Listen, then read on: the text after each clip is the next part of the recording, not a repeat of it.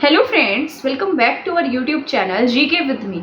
तो आज के इस वीडियो में मैं आपके साथ डिस्कस करने वाली हूँ हरियाणा के 10 लोकसभा सीट्स के बारे में, 10 लोकसभा क्षेत्र के बारे में। अभी आपको पता है आपके देश में 18वीं लोकसभा के इलेक्शन संपन्न हुए हैं, तो उसमें हरियाणा के 10 सीटों में से 5 सीटों पर बीजेपी ने और 5 सीटों पर कांग्रेस ने जीत हासिल की है।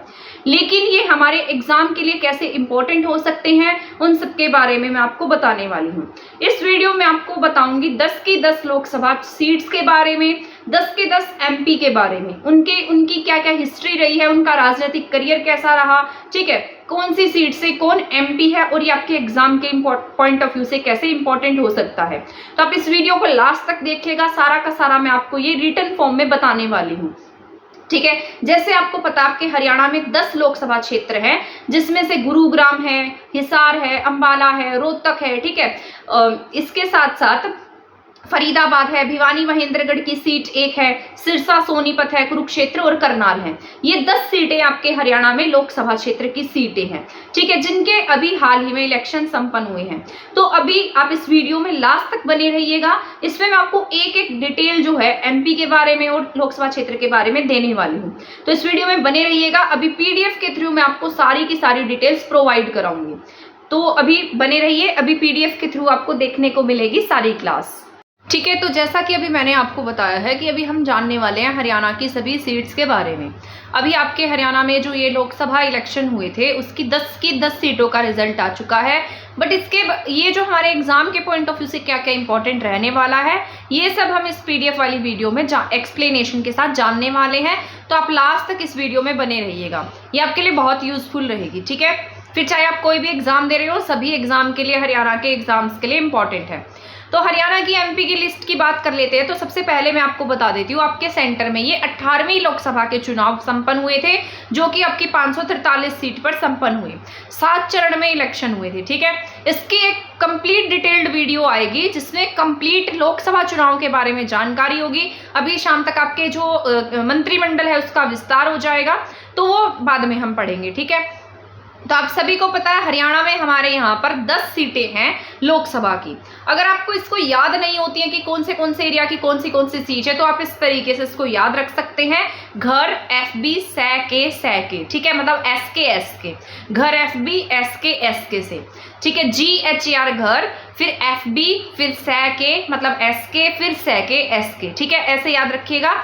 G से क्या होता है आपका गुरुग्राम है, H से क्या है आपका हिसार है, A से आपका अंबाला है, R से रोहतक है, F से फरीदाबाद है, B से आपकी भिवानी और महेंद्रगढ़ की कंबाइंड सीट है, लेकिन हम इसे भिवानी लोकसभा सीट के नाम से जानते हैं।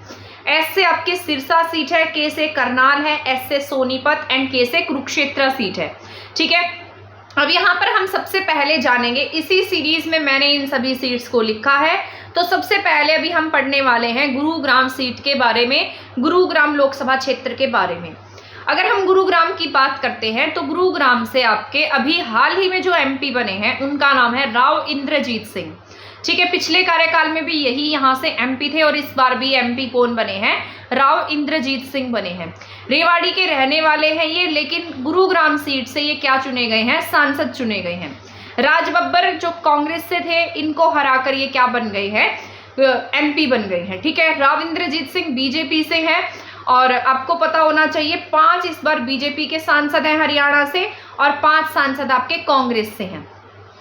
पिछले कार्यकाल में 2021 से 2024 के कार्यकाल में ये भारत के कॉर्पोरेट कार्यालय मंत्रालय में राज्य मंत्री के रूप में भी काम कर चुके हैं। इनके जन्म की बात कर लेते हैं तो राव इंद्रजीत सिंह का जन्म 11 फरवरी 1951 को हुआ था। राव वीरेंद्र सिंह के बेटे हैं ये। अगर आपने हरियाणा की पॉलिटिक्स अच्छे से पढ़ी है तो आपको इसके बारे में पता होगा। राव वीरेंद्र सिंह हरियाणा के दूसरे सीएम थे, जो हरियाणा के पहले गैर कांग्रेसी सीएम भी कहे जाते हैं। ठीक है, तो ये जो राव इंद्रजीत सिंह है रेवाड़ी के रहने वाले हैं, गुरुग्राम सीट से क्या बने हैं, सांसद बने हैं। 11 फरवरी 1951 को जन्म हुआ था इनका। राव वीरेंद्र सिंह के पुत्र है, ठीक है, जो कि आपकी हरियाणा के 2nd सीएम रहे थे। इसके साथ साथ राव इंद्रजीत सिंह लॉ भी पढ़ चुके हैं। भारत के प्रथम स्वतंत्रता संग्राम के स्वतंत्रता सेनानी राव तुलाराम के परपोते हैं। राव तुलाराम 1857 की क्रांति में जिन्होंने योगदान दिया था। ठीक है, 23 सितंबर को हम हरियाणा का शहीदी दिवस मनाते हैं। इसके साथ साथ ये क्या है, राव तुलाराम के परपोते हैं, तो इनके बारे में भी याद रखना है। 1977 से 4 कार्यकाल के लिए हरियाणा के ये क्या रहे हैं, विधायक भी रहे हैं। ठीक है, तो आपसे पूछा जा सकता है हरियाणा के ऐसे कौन से एमपी हैं जो 4 बार विधायक रह चुके हैं, तो आपको क्या टिक करना होगा, राव इंद्रजीत सिंह। ठीक है, तो 1977 से 4 कार्यकाल के लिए हरियाणा विधानसभा के विधायक रहे हैं। 1982 से 87 तक खाद्य नागरिक आपूर्ति के लिए प्रांतीय राज्य मंत्री भी रहे हैं। 2019 की बात कर लेते हैं, तो 2019 में सांख्यिकी और कार्यक्रम कार्यान्वयन और योजना राज्य मंत्री रहे, स्वतंत्र प्रभार था इनके पास में। ठीक है, तो ये छोटी बात नहीं है, बहुत बड़ी बात है। ठीक है ना, तो यहाँ से ही पता लग रहा है आपको ये क्या रह चुके, 6 बार तो एमपी रह चुके हैं, 6ठी बार सांसद बने हैं, इसके साथ साथ 4 बार क्या रह चुके हैं, ये एमएलए भी रह चुके हैं। ठीक है, तो इनका राजनीतिक करियर जो है वो बहुत ज्यादा स्ट्रॉन्ग देखने को मिल रहा है। शूटिंग चैंपियन भी रह चुके हैं, टीम के सदस्य रहे हैं, ये शूटिंग चैंपियन टीम के सदस्य रहे हैं। कॉमनवेल्थ शूटिंग चैंपियनशिप में इन्होंने कांस्य पदक जीता है। इसके साथ साथ ये इंपॉर्टेंट बात है कि 6ठी बार सांसद बनने का रिकॉर्ड गुरुग्राम से इन्होंने प्राप्त किया, और 4थी बार क्या बने, मतलब गुरुग्राम से ये 4थी बार सांसद बने हैं। वैसे टोटल अगर बात करेंगे तो 6 बार सांसद बन चुके हैं, 4 बार एमएलए, 6 बार सांसद। अभी हम यहाँ जान लेते हैं कि कब कब ये कांग्रेस पार्टी से सांसद रहे और कब कब ये बीजेपी से सांसद रहे हैं। बात करते हैं 1998 की, तो 1998 में महेंद्रगढ़ सीट से एमपी रहे थे, 2004 में भी महेंद्रगढ़ सीट से एमपी रहे। इसके साथ साथ ये यहाँ पर 2009 में गुरुग्राम सीट से एमपी बनते हैं, लेकिन 2009 में कौन सी पार्टी में थे, ये कांग्रेस की पार्टी में थे। ठीक है, इसके बाद इन्होंने पार्टी बदल ली, तो 2014, 2019, 2024 ये 3 बार बीजेपी पार्टी से क्या बन गए हैं, एमपी बन गए हैं। ठीक है, 4 बार गुरुग्राम सीट से, 2 बार महेंद्रगढ़ सीट से एमपी रहे हैं, ये याद रखना है। 2 बार महेंद्रगढ़ सीट से, 4 बार ये कहां से, गुरुग्राम सीट से एमपी रहे। इसके साथ साथ 3 बार ये कांग्रेस से एमपी बनते हैं और 3 बार ही बीजेपी से एमपी बनते हैं। कंफ्यूज नहीं होना है, बहुत इजी सी बात है, बहुत समझने वाली बात है, तो इसको ध्यान से सुनते जाइएगा। अगर सुन भी लेंगे तो भी आपको ये सारी बातें याद होती जाएंगी। इसके बाद अगर हम हिसार की बात करते हैं, तो हिसार एमपी सीट जो है, इस बार अगर हम हिसार सीट की बात करते हैं तो 2024 तक अभी तक यहाँ पर एमपी जो थे वो विजेंद्र सिंह देखने को मिल रहे थे, लेकिन अभी कौन है, अब इस बार जो ये यहाँ से जो एमपी बने हैं, सांसद बने हैं, उनका नाम क्या है, जयप्रकाश है। जयप्रकाश ने रणजीत सिंह चौटाला को हरा दिया है और इनकी हार जो है वो 63,000 प्लस वोटों से हुई है। हिसार सीट पर ऐसा ये मैंने लिखा है, इंपॉर्टेंट बात है ये आपकी, हिसार सीट पर 20 साल बाद कांग्रेस को विजय प्राप्त हुई है। तो ये इंपॉर्टेंट बात है, हिसार सीट पर कितने साल बाद सीट प्राप्त हुई है, इनको 20 साल बाद कांग्रेस को विजय प्राप्त हुई है। ठीक है, तो इंपॉर्टेंट बात हो गई ना ये, हिसार सीट पर 20 साल बाद कांग्रेस को विजय प्राप्त हुई है। अगर हम जयप्रकाश की बात करते हैं, तो जयप्रकाश का जो पॉलिटिक करियर है वो आपको यहाँ पर देखने को मिल रहा है। हिसार से इन्होंने ग्रेजुएशन की है। जन्म की बात करते हैं तो 2 दिसंबर 1954 को इनका जन्म कैथल में हुआ था। कैथल के रहने वाले हैं, लेकिन सांसद कहाँ से बने हैं, ये हिसार से सांसद बने हैं। ठीक है, और अभी मैंने इससे पहले जो राव इंद्रजीत सिंह के बारे में आपको पढ़ाया था, वो रेवाड़ी के रहने वाले हैं, लेकिन गुरुग्राम सीट से सांसद बने हैं। ऐसे ही जयप्रकाश कैथल के रहने वाले हैं और हिसार सीट से सांसद बने हैं। चंद्रशेखर मंत्रालय में पेट्रोलियम और रसायन मंत्रालय में उप मंत्री के रूप में काम कर चुके हैं। ये 9वीं, 11वीं और 14वीं लोकसभा के भी सदस्य रह चुके हैं। ठीक है, यानी कि 3 बार एमपी रह चुके हैं। तो ये था जयप्रकाश के बारे में, आपको यहाँ पर समझ में आ गया होगा। जिसके बारे में जितना पढ़ना इंपॉर्टेंट है वो सारा मैं आपको पढ़ाती जाऊंगी, बस आप ध्यान से सुनते जाइएगा। ठीक है, इसके बाद यहाँ पर अगर हम अंबाला सीट की बात करते हैं, तो अंबाला से अभी हाल ही में वरुण चौधरी बने हैं, जो कि ये भी कांग्रेस पार्टी से बिलोंग करते हैं। आपको पता, आपकी 10 हरियाणा में 10 लोकसभा की सीट है, जिसमें से 2 सीट जो है वो एससी रिजर्व सीट है, जिसमें से एक अंबाला और एक सिरसा। ये दोनों सीट कैसी हैं, एससी रिजर्व सीट है। तो अंबाला से हाल ही में सांसद बने हैं वरुण चौधरी। ठीक है, वरुण चौधरी ने बंतो कटारिया को हरा दिया है और यहाँ पर जीत हासिल की है। इनके पिता जो हैं वो फूलचंद मुलाना है, ये भी एमएलए वगैरह रह चुके हैं, बहुत ज़्यादा पॉलिटिकल एक्टिव थे ये। अगर वरुण चौधरी की बात करते हैं तो पेशेवर वकील है। 2019 में कांग्रेस पार्टी ने इनको टिकट दिया था और ये एमएलए बने मुलाना सीट से। ठीक है, तो वरुण चौधरी इससे पहले एमएलए रह चुके हैं। 2021 में वरुण चौधरी को बेस्ट एमएलए का अवार्ड भी दिया गया था, तो इससे भी सम्मानित किया गया था। तो इनके बारे में इतनी बातें ही जानना आपके लिए बहुत जरूरी है। ठीक है, तो जो जो आपके लिए इंपॉर्टेंट है वो मैं आपको बताती जा रही हूँ। ठीक है, तो आप ध्यान से सुनते जाइएगा। इसके बाद अगर हम बात करते हैं रोहतक सीट की, अगर आपसे पूछा जाए हरियाणा में सबसे अधिक वोटों से जीतने वाले सांसद कौन बने, तो उनका स्पष्ट नाम होगा दीपेंद्र सिंह हुड्डा। ठीक है, हरियाणा में सबसे बड़ी जीत पूछी जाए तो दीपेंद्र सिंह हुड्डा। सेकंड नंबर पर बड़ी जीत कुमारी शैलजा, थर्ड नंबर पर बड़ी सीट मनोहर लाल खट्टर। ठीक है, तो ये तीन जो हैं ये फर्स्ट सेकंड थर्ड हैं। तो रोहतक हरियाणा में सबसे बड़ी जीत भाजपा के अरविंद शर्मा को इन्होंने क्या किया है, हराया है। इससे पहले यहाँ पर एमपी कौन थे, अरविंद शर्मा थे। पूर्व सीएम भूपेंद्र सिंह हुड्डा के बेटे हैं, 2005 से लगातार लोकसभा चुनाव जीत रहे हैं, लेकिन 2019 में लोकसभा का चुनाव हार गए थे। 3,45,298 वोटों से इस बार इन्होंने जीत दर्ज की है। तो ये सारी की सारी बातें आपको याद रखनी है।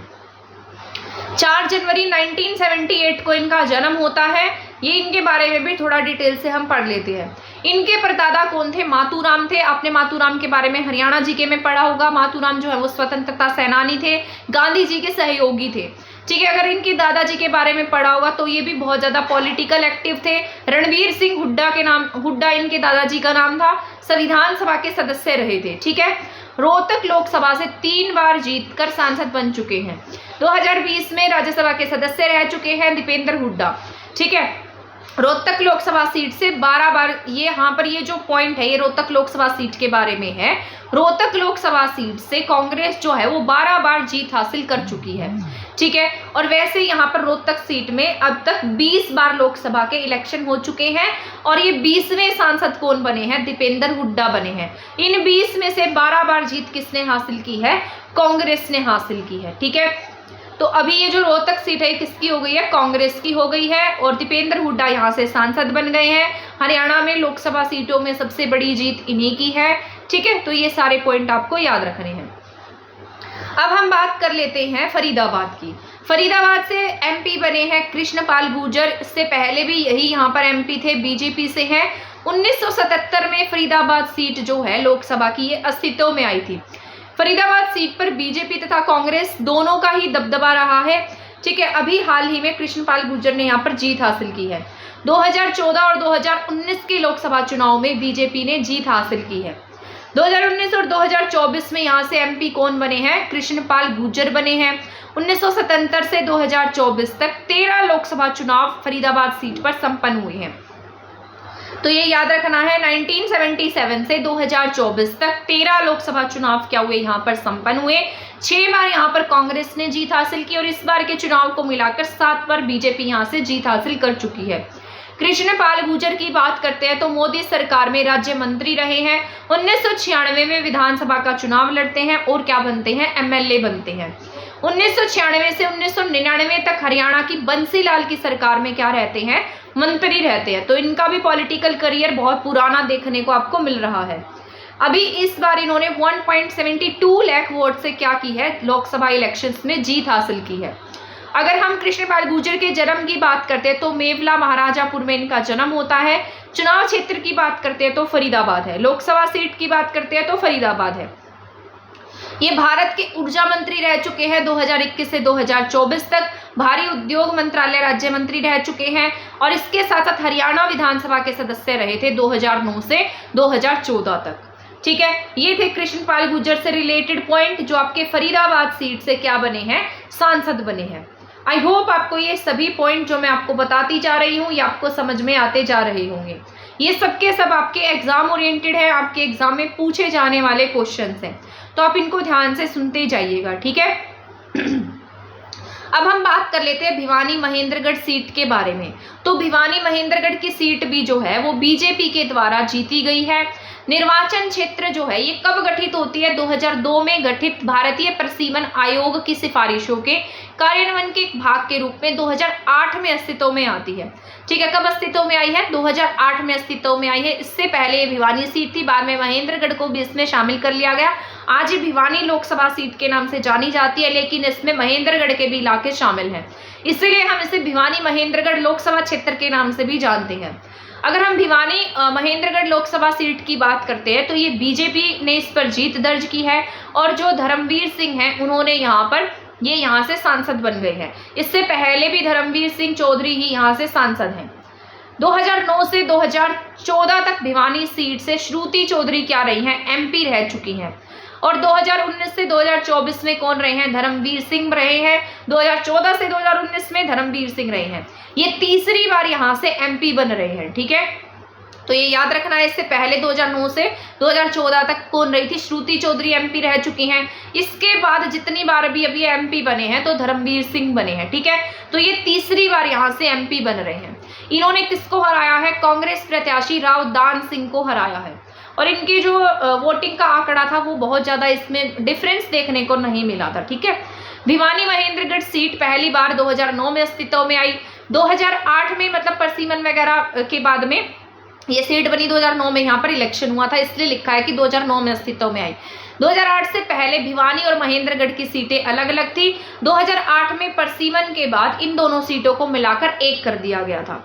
परसीमन के बाद 2019 तक यहाँ पर 3 चुनाव हुए। ठीक है, इसके बाद अगर हम सिरसा सीट की बात करते हैं, मोस्ट इंपॉर्टेंट है कुमारी शैलजा और सिरसा लोकसभा क्षेत्र।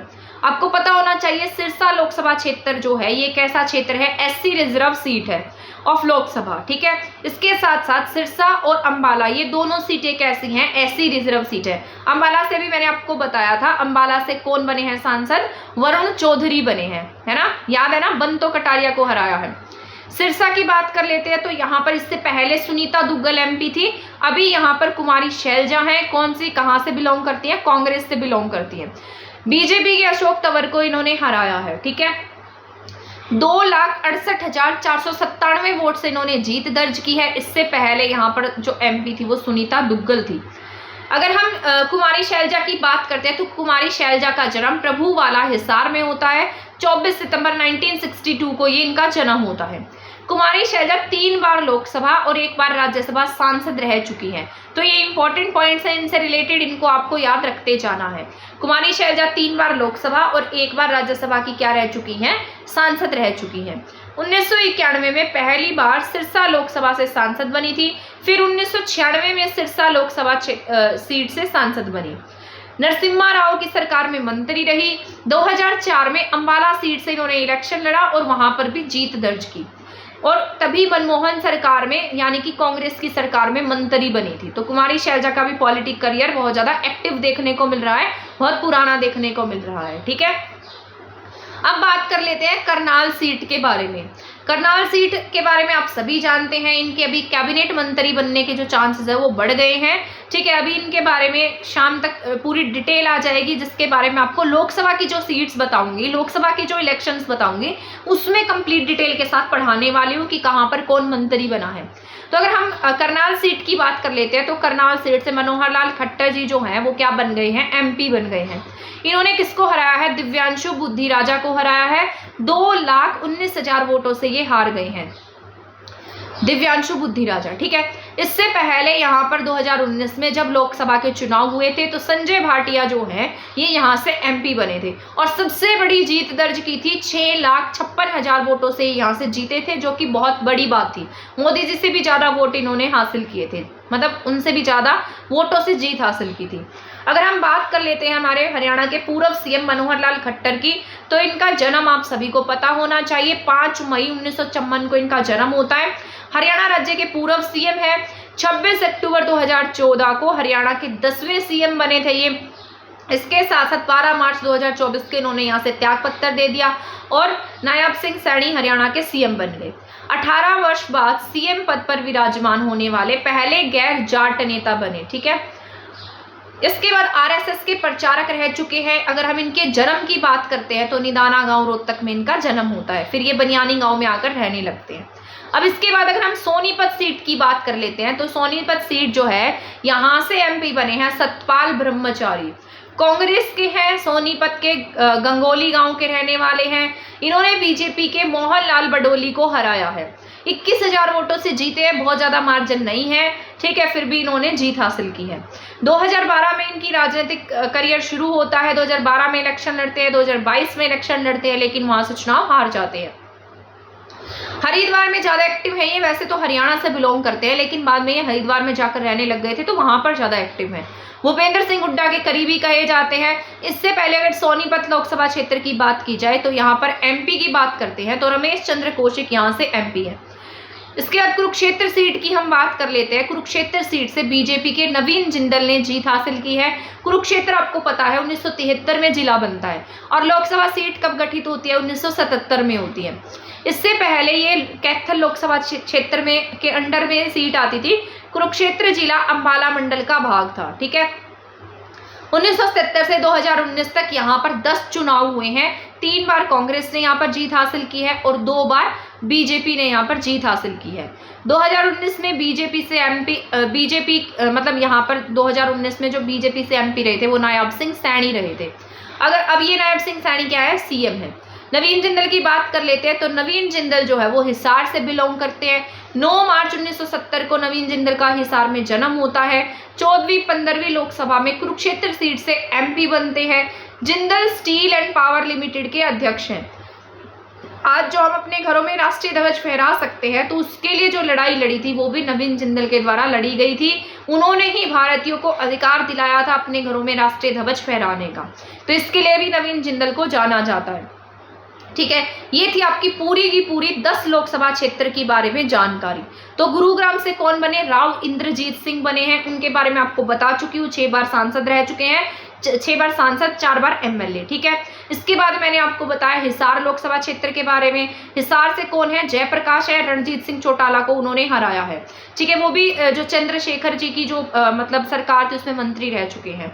इसके बाद अगर अम्बाला की बात करते हैं तो अम्बाला मैंने आपको बताया वरुण चौधरी, कांग्रेस सीट है, ठीक है। इसके साथ साथ वरुण चौधरी जो हैं और जो अम्बाला सीट है उन्होंने मतलब ये एससी रिजर्व सीट है, बंतो कटारिया को हराया है।